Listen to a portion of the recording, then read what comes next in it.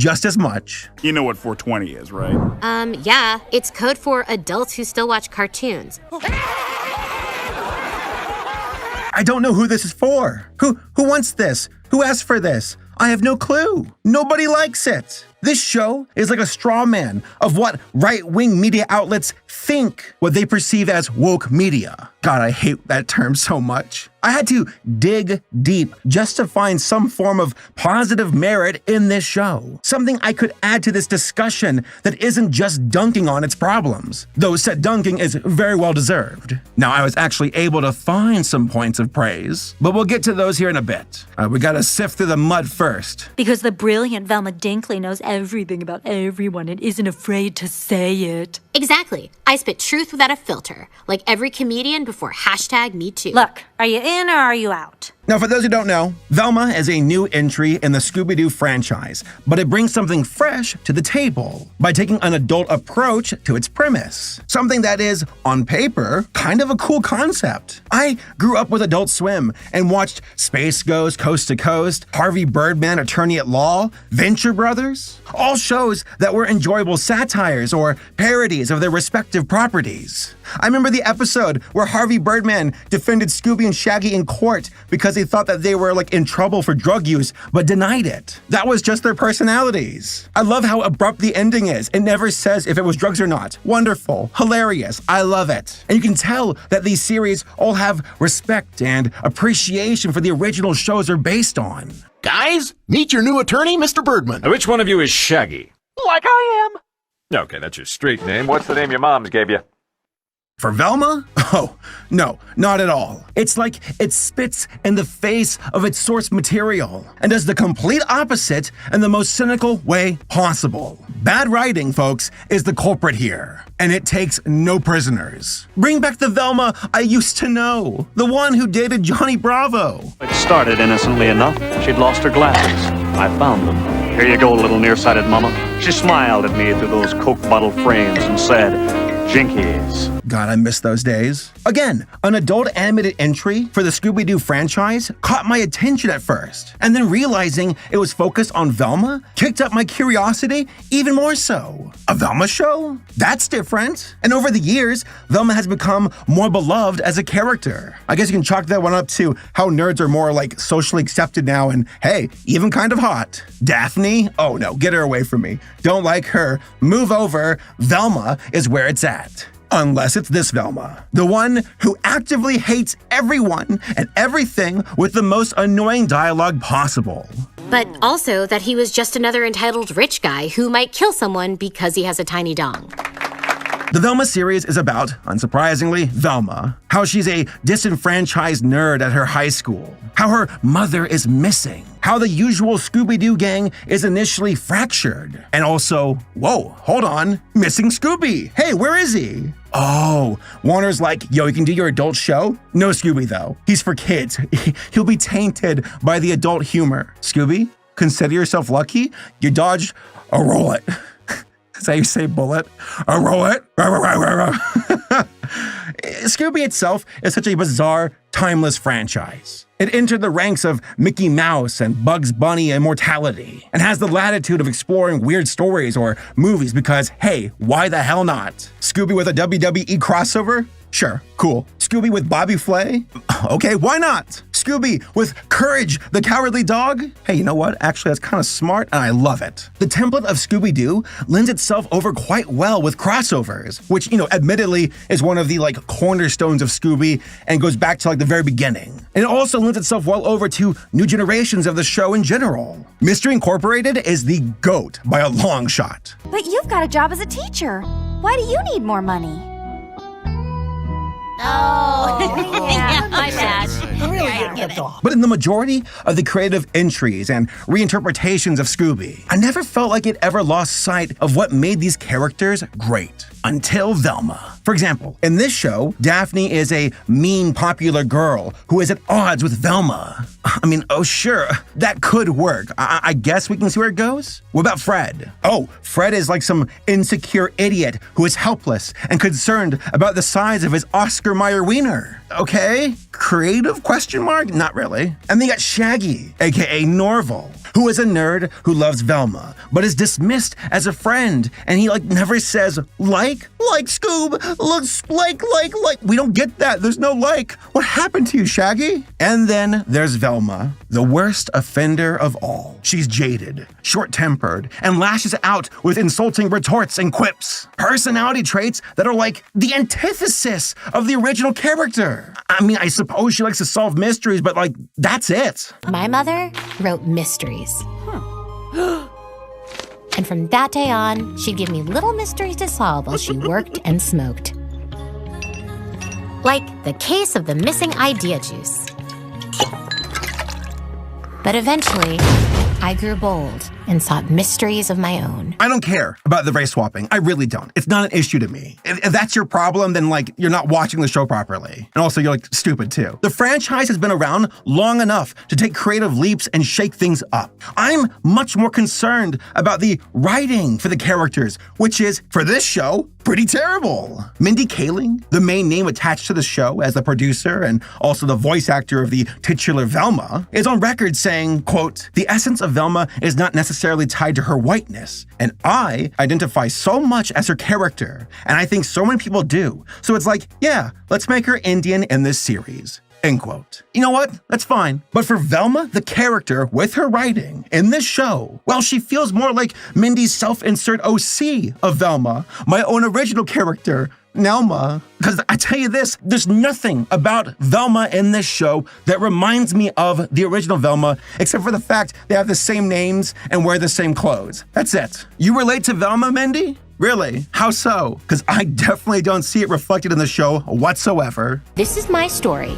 told my way. I'm not Sonic! I'm my original character, Blonic! Now, for what it's worth, Mindy has been the lightning rod of hate for this series, which is understandable considering that her name is plastered all over it. But the show creator and one of the main writers is Charlie Grandy. Charlie here has been working with Mindy for many years now, so it's not surprising to see the two team up for Velma. Both deserve criticism, but Charlie much more so than Mindy, since, he made the show. The animation studio that made this is literally called Charlie Grandy Productions. Now, I mentioned already that these characters seem like the antithesis of the originals. For example, the OG Fred is a lovable himbo, while this Fred is a dense, short-tempered idiot who can't even cut his own food. An interesting spin, but that does not make it inherently good. I actually suspect that the creators of this show were let's do the characters Always Sunny characters with their irreverent personalities. That would be funny. Which my theory is bolstered by the presence of Glenn Howerton from Always Sunny, who plays Dennis on the show.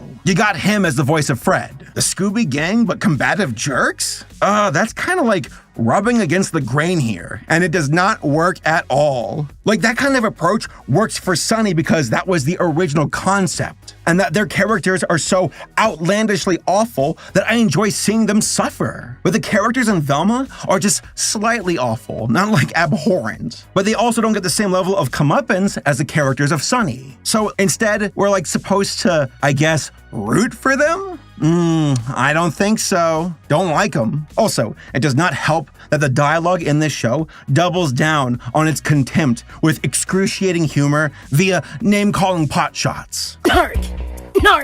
White girl with too much money? White girl with too much money. You don't know me. Oh, and don't even get me started on the self-aware comedic tone. Oh, this moment happening right now is like a show that we are acknowledging right now, and it's tropes, but we are not a show, and we wouldn't do the trope, but we're gonna do the trope after all. Haha. The only hook a good show ever needs is good storytelling. Then why was your favorite part of the Riverdale pilot when Betty and Veronica kissed? Well, because I was instantly called out as tired in the scene. No, it's because it was hot. You can have it both ways. No, you can't.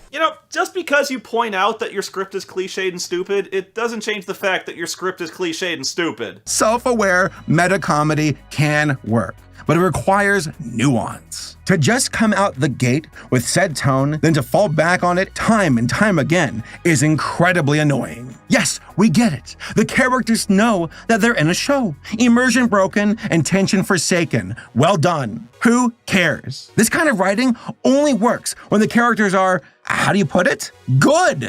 For example, take Granddad from the Boondocks. In one episode, he's with a guy who's like, oh, I'm actually the son of you, but Granddad does not know that yet. They're at a strip club, and like both their stories sync up so perfectly, but Granddad is so oblivious, so overwhelmingly ignorant that he says things like, there's no chance that could be related to me, haha. I'm like, that's funny. It's like that in application is funny to me because he's just that dense. Always wondered what happened to her. I guess I'll never know. Gone for good. I will never ever in a million years know what happened to her. Oh well.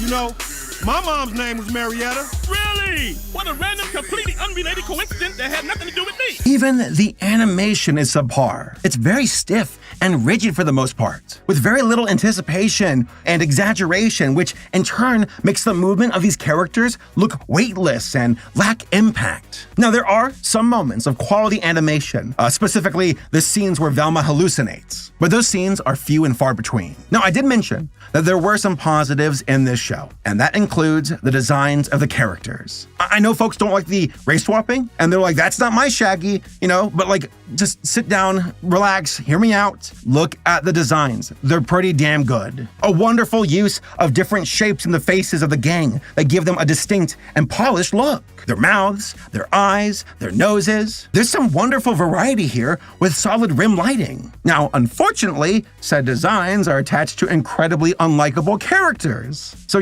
for the artists who might be watching this video, shout out to you. You tried your best. I think these designs are pretty fun. If this was like some multiverse of Scooby, where it was separate from the actual timeline, in concept and writing, it could have worked. And you tried. These designs, they tried. But you were stuck with some pretty bad writing, so what can you do? Speaking of terrible writing, the audacity of this show to borrow from Mean Girls, right? Oh, Velma and Daphne were childhood friends who now hate each other in high school. Okay, sure. Why not? And by the way, I admittedly had a Velma is gay on my bingo card because, I don't know, I felt like that's becoming a bit more of a modern trope where the main character, like here's the old character long ago and now they're gay, which is like, again, that's fine. You can do that, but make it good. Velma and Daphne kiss each other in the second episode. They hate each other in the first and most of the second, and out of nowhere, they're like,